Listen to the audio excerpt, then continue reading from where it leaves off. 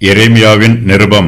யெகொனியா என்னும் ராஜாவும் ராஜஸ்திரியும் பிரதானிகளும் யூதா எருசலேமிலும் உள்ள பிரபுக்களும் தச்சரும் கொல்லரும் எருசலேமை விட்டு புறப்பட்டு போன பிற்பாடு எரேமியா தீர்க்கதரிசி சிறைப்பட்டு போன மூப்பர்களில் மீதியானவர்களுக்கும் ஆசாரியர்களுக்கும் தீர்க்கதரிசிகளுக்கும் நேபுகாத் நேச்சார் சிறைப்படுத்தி எருசலேமிலிருந்து பாபிலோனுக்கு கொண்டு போன சகல ஜனங்களுக்கும் எழுதி, யூதாவின் ராஜாவாகிய சிதேக்கியா பாபிலோன் ராஜாவாகிய நேபுகாத் நேச்சாரிடத்தில் கொடுக்கும்படி சாப்பானின் குமாரனாகிய எலெயாசாரின் கையிலும் இல்கியாவின் குமாரனாகிய கெமரியாவின் கையிலும் கொடுத்து எருசலேமிலிருந்து பாபிலோனுக்கு அனுப்பின நிருபத்தின் விவரம். இஸ்ரவேலின் தேவனாகிய சேனைகளின் கர்த்தர் தாம் எருசலேமில் இருந்து பாபிலோனுக்கு சிறைப்பட்டு போக பண்ணின அனைவருக்கும் அறிவிக்கிறது என்னவென்றால், நீங்கள் வீடுகளை கட்டி குடியிருந்து தோட்டங்களை நாட்டி அவைகளின் கனியை சாப்பிடுங்கள்.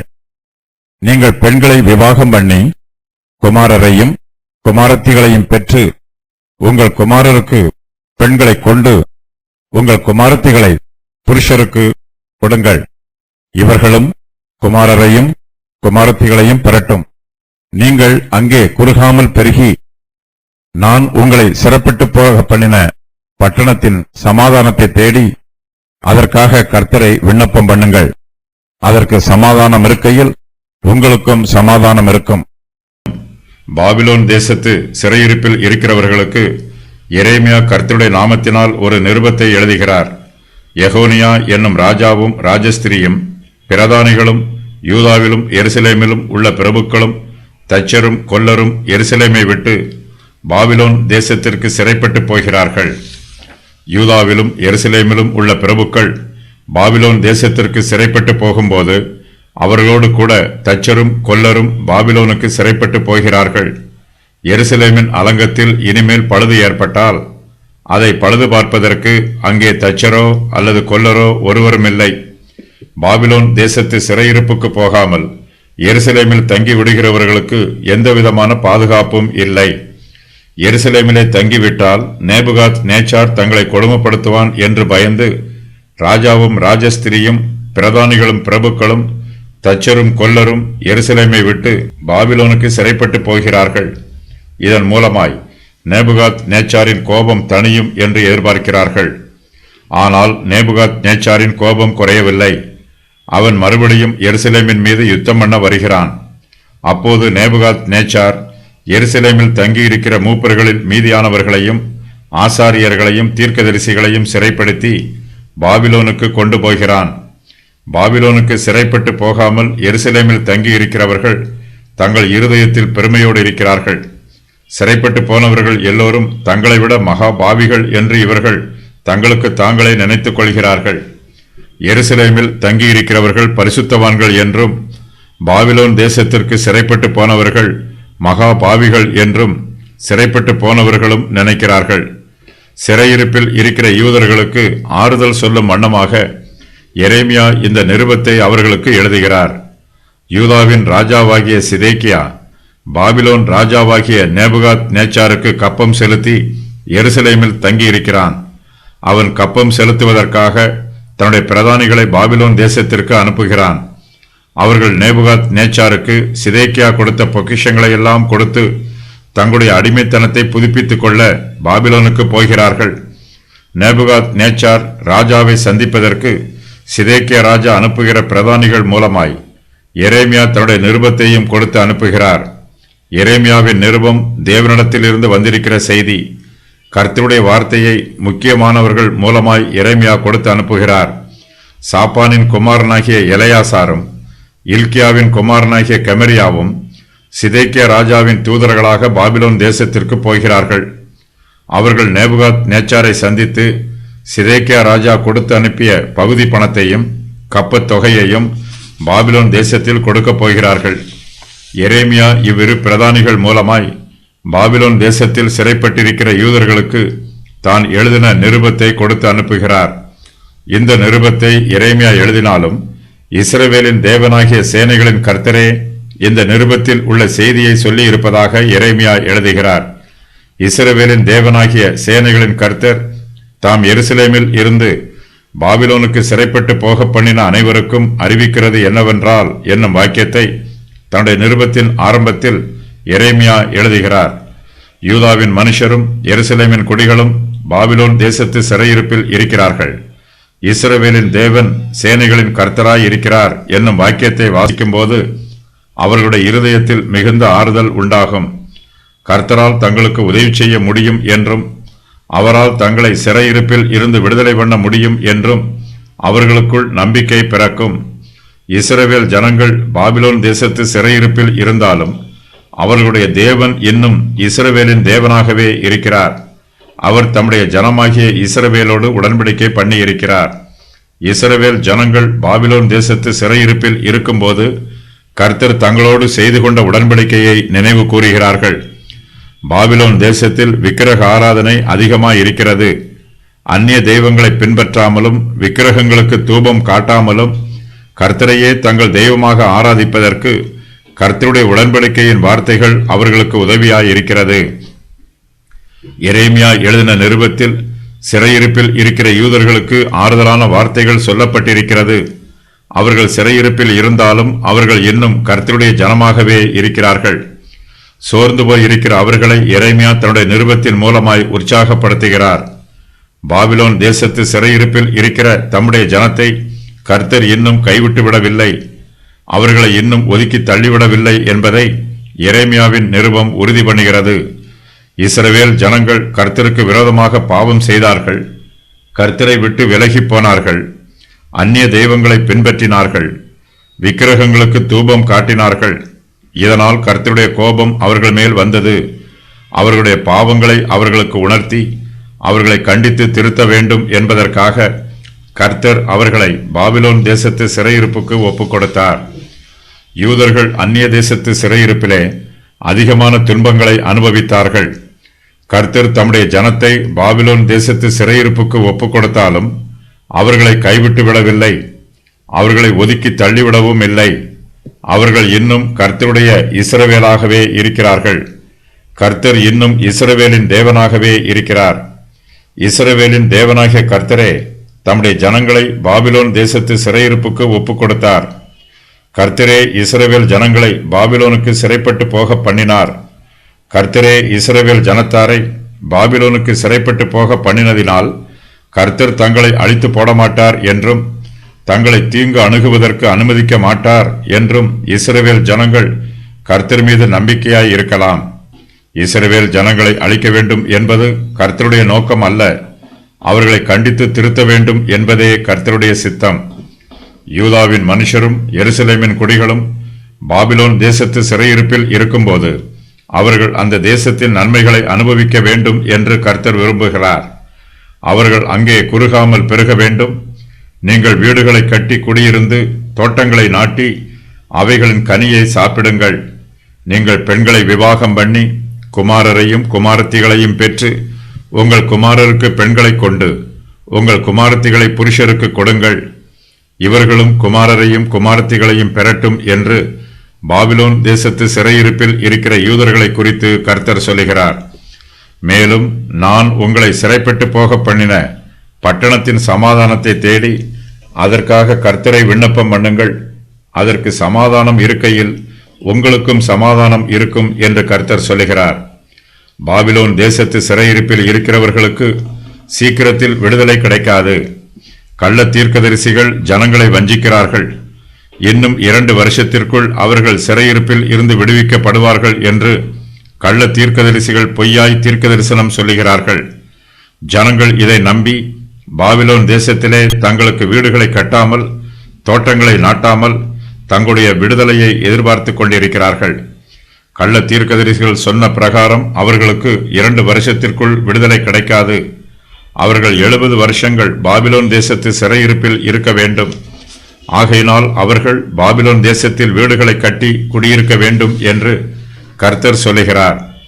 தோட்டங்களை நாட்டி அவைகளின் கனிகளை சாப்பிடுமாறு சொல்லுகிறார். பெண்களை விவாகம் செய்து குடும்ப வாழ்க்கையை நடத்துமாறும் கர்த்தர் சொல்லுகிறார். தங்கள் சொந்த தேசத்தில் அவர்கள் எப்படி ஜீவிப்பார்களோ அப்படியே அவர்கள் பாபிலோன் தேசத்திலும் ஜீவிக்க வேண்டும்.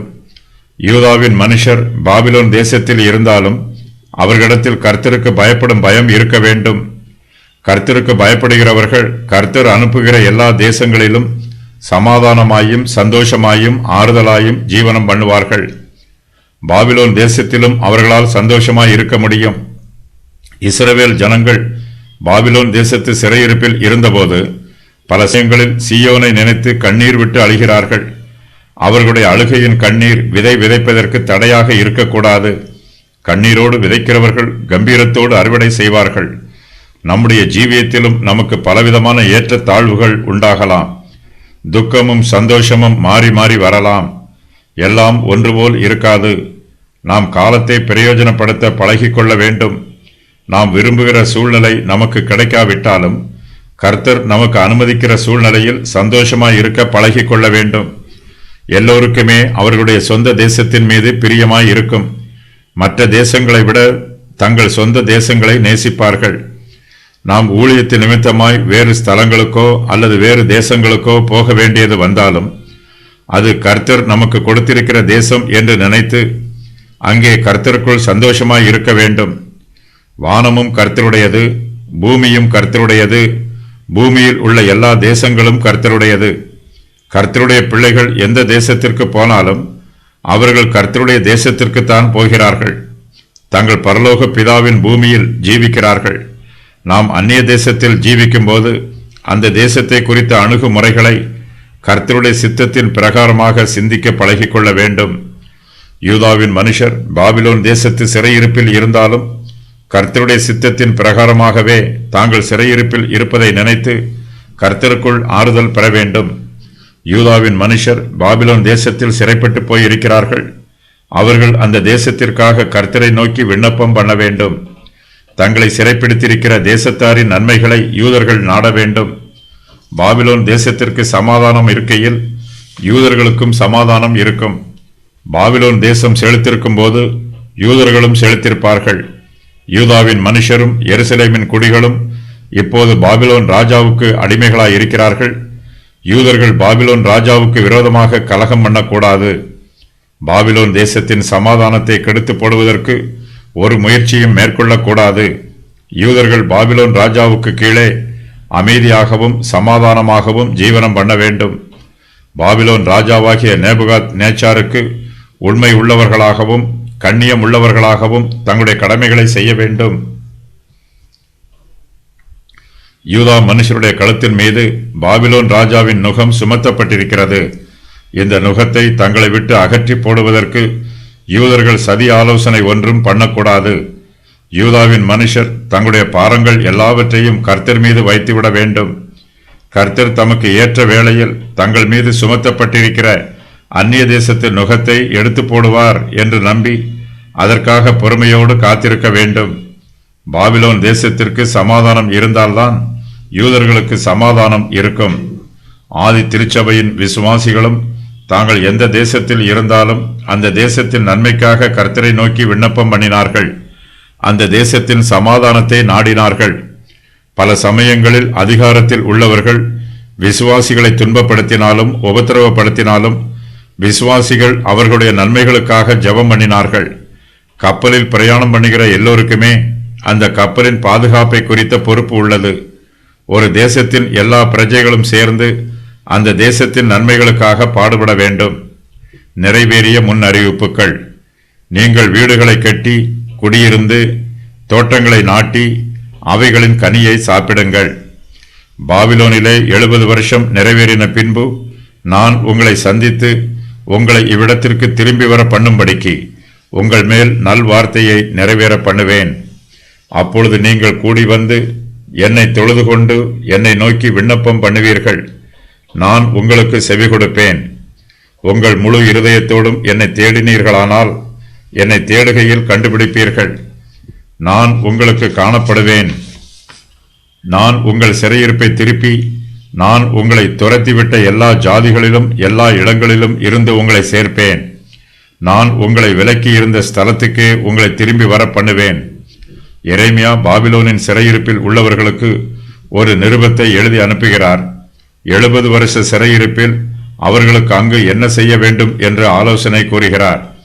பாபிலோனின் சிறையிருப்பில் இருந்து 2 வருஷத்திற்குள் யூதர்கள் தங்கள் தேசத்திற்கு திரும்பி வந்து விடுவார்கள் என்று கள்ள தீர்க்கதரிசிகள் பொய் கூறினார்கள். பாபிலோனின் சிறையிருப்பில் இருந்த யூதர்கள் இந்த கள்ள தீர்க்க தரிசனத்தினால் மனம் குழம்பி போய் இருந்தார்கள். பாபிலோனில் 2 வருஷம் மட்டுமே சிறையிருப்பில் இருப்போம் என்று நினைத்து அங்கு ஒன்றும் செய்யாமல் சும்மா இருந்தார்கள். இந்த சூழ்நிலையில் எரேமியா அவர்களுக்கு ஒரு நிருபத்தை எழுதி அனுப்புகிறார். அவர்கள் பாபிலோனில் 70 வருஷங்களுக்கு சிறையிருப்பில் இருப்பார்கள். ஆகையினால் அவர்கள் அங்கு வீடுகளை கட்டி அவைகளில் குடியிருந்து தோட்டங்களை நாட்டி அவைகளின் கனிகளை 70 வருஷங்களுக்கு சாப்பிடுமாறு எரேமியா ஆலோசனை கூறுகிறார். 70 வருஷங்களுக்கு பின்பு கர்த்தர் அவர்களை சந்தித்து பாலஸ்தீன தேசத்திற்கு திரும்ப அழைத்து வருவார்.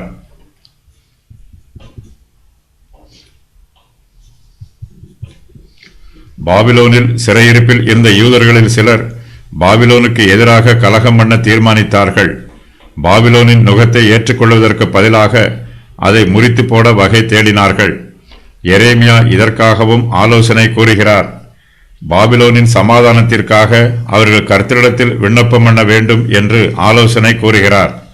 பாபிலோனுக்கு சமாதானம் இருக்கையில் அவர்களுக்கும் சமாதானம் இருக்கும் என்றும் எரேமியா அறிவிக்கிறார். எரேமியாவின் நிருபம் அனுப்பப்பட்டவர்கள் மூப்பர்கள், ஆசாரியர்கள், தீர்க்கதரிசிகள், ராஜாவும் ராஜஸ்திரியும், பிரதானிகள், பிரபுக்கள், தச்சர், கொல்லர், எலெயாசார், கெமரியா ஆகிய இவர்கள் இருவரையும் சிதேக்கியா ராஜா பாபிலோன் ராஜாவினிடத்திற்கு அனுப்பினான். அவர்கள் எதற்காக அனுப்பப்பட்டார்கள் என்று தெரியவில்லை. எரேமியா இவ்விருவர் மூலமாக தனது நிருபத்தை கொடுத்து அனுப்புகிறார். இந்த சம்பவம் சிதேக்கியாவின் 4ஆம் வருஷ ஆட்சி காலத்தில் நடைபெறுகிறது. பாபிலோனுக்கு சிறைப்பட்டு போக பண்ணின அனைவருக்கும் கூறப்பட்டிருக்கும் கட்டளைகள்: நீங்கள் வீடுகளை கட்டி அதில் குடியிருங்கள், தோட்டங்களை நாட்டி அவைகளின் கனியை சாப்பிடுங்கள், நீங்கள் பெண்களை விவாகம் பண்ணி குமாரரையும் குமாரத்திகளையும் பெறுங்கள், உங்கள் குமாரருக்கு பெண்களை கொள்ளுங்கள், உங்கள் குமாரத்திகளை புருஷருக்கு கொடுங்கள், பாபிலோனில் சமாதானத்தை தேடுங்கள், கர்த்தரிடத்தில் பாபிலோனின் சமாதானத்திற்காக விண்ணப்பம் பண்ணுங்கள், உங்கள் தீர்க்கதரிசிகளும் உங்கள் குறிகாரரும் உங்களை மோசம் போக்க ஒட்டாதிருங்கள், உங்கள் சொப்பனக்காரருக்கு செவிகொடாமல் இருங்கள், நீங்கள் எல்லாரும் கர்த்தருடைய வார்த்தையை கேளுங்கள், சமாயாவுக்கு சொல்லுங்கள், சிறையிருப்பில் இருக்கிற அனைவருக்கும் சொல்லி அனுப்புங்கள். யூதா தேசத்தார் பாபிலோனின் சிறையிருப்பில் இருக்கிறார்கள். அங்கு அவர்களுடைய சந்ததி குறுகி போய்விடக்கூடாது. அவர்கள் பெருக வேண்டும் என்று கர்த்தர் விரும்புகிறார். இஸ்ரவேல் புத்திரர் அழிந்து போகக்கூடாது. அவர்கள் ஒரு தேசமாக திரும்பவும் சேர்க்கப்பட வேண்டும் என்று கர்த்தர் சித்தம் கொண்டிருக்கிறார். யூதா தேசத்தார் பாபிலோனுடைய சிறையிருப்பில் இருந்த போதிலும் அவர்கள் அந்த தேசத்தின் நன்மைகளில் பங்கு பெற வேண்டும் என்று கர்த்தர் விரும்புகிறார். பாபிலோனின் சமாதானத்திற்காக யூதா தேசத்தாரும் பாடுபட வேண்டும். பாபிலோனுக்கு சமாதானம் இருந்தால்தான் அங்கு சிறையிருப்பில் இருக்கும் யூதா தேசத்தாருக்கும் சமாதானம் இருக்கும். கர்த்தருடைய பிள்ளைகள் எந்த தேசத்தில் இருந்தாலும் அந்த தேசத்தின் சமாதானத்திற்காகவும் ஆசீர்வாதத்திற்காகவும் கர்த்தரிடத்தில் விண்ணப்பம் பண்ண வேண்டும்.